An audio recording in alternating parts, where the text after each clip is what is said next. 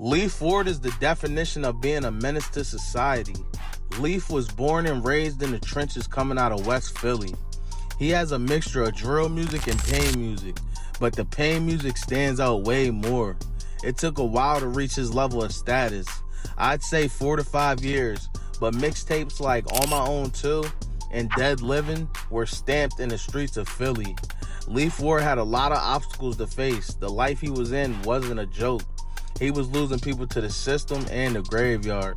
Leaf would finish high school and proceed to college, but the beef was so intense on campus, he would state he had to drop out. I couldn't focus. There was too much going on. We had real smoke in college. It was in college? Yeah, bro. It was all Philly niggas that went to my school, bro. So that shit was goofy, bro. I said, like, fuck it, I'm gonna go back to the hood. Seems like he would just be pulled back in the streets, even after wanting to do something good in his life. Leaf would admit that he was involved in the streets so much that his own mom would disown him, even wishing she never had him. But Leaf would catch a case early in his rap career after getting caught with a firearm. And in an interview, he claimed PNB Rock would bail him out to focus on his career, even though he didn't know him at the time. I got locked up, bro. I don't know if it was 2018 or 2017. It might have been 2018. I got locked up, bro. I wasn't supposed to be home. The money I had to pay for my defense and all that, bro, I was cooked, bro. I was supposed to still be in jail, bro. The nigga, him and my old head Mont, and bam, I ain't know him yet, bro. They came and got me out of jail, got me a defense, bro, brought me right home. Leaf Ward would stay committed to his craft and stay focused, even though his ops would still be dissing him. One of them included Hoodie Tali. They've been having an ongoing beef for a while now, throwing subliminals at each other's sets and songs. The war was intense and peace wasn't an option, but Tali would go live threatening Leaf Ward. And the reasoning was Leaf Ward was dissing dead people on Twitter. And this a message for Khalif Ward. Bro, stop talking about me, you heard me? Stop talking about me for something happened to you, nigga. Fuck you talking about? Khalif Ward, stop playing with me, you heard me? Stop talking about me on your fucking Instagram post, you soft ass, dick eating ass nigga. Stop talking about me, nigga. Now this might be coincidental, but Leaf Ward would go on an interview speaking on him getting shot not too much longer after. I was just rolling on my phone, lagging, bro. I just heard them joints. Boom. First joint hit me in my hand. I'm like, oh shit. I look up. Motherfucker, like right where you at, bro.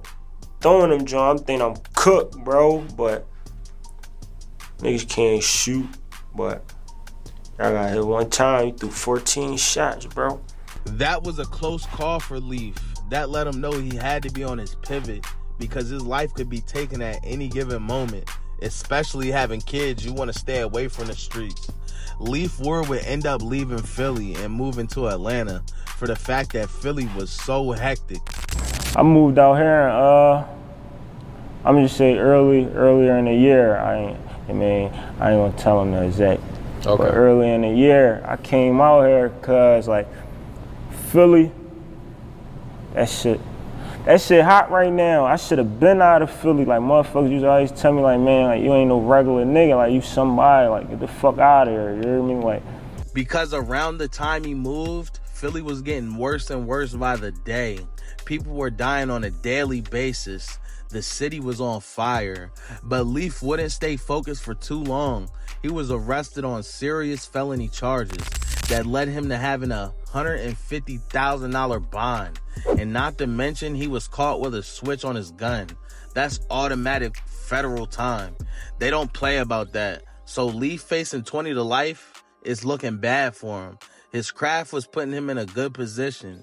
He worked hella hard to get knocked back 10 steps. But right before that, his manager would be killed in Puerto Rico. It was allegedly a targeted hit, but nobody knows for sure. So at this point in time, it got rough for Leaf. But hopefully he can get his time reduced by any means. Leaf Ward is definitely one of the best coming out of Philly and has put out a lot of music in the time he's been around. Before he got locked up, he said he paid G Herbo $30K for a feature, which lets you know he was investing in his craft. How that song with G Herbo come about? I ain't gonna lie, bro. I can tell him what we paid for that shit, bro. Go ahead, yeah, I can tell him. Bro, that's a $30,000 song, bro. Real shit. I ain't gonna lie, bro. I don't give a fuck. Look. Bro, that shit, niggas set that shit up, bro. That shit was supposed to be 5 bands, bro. That shit was supposed to be $5,000 when we meet them at the studio and shit. Like, no, that shit $30,000. With that being said, free Leaf Ward. He has a talent that shouldn't go to waste.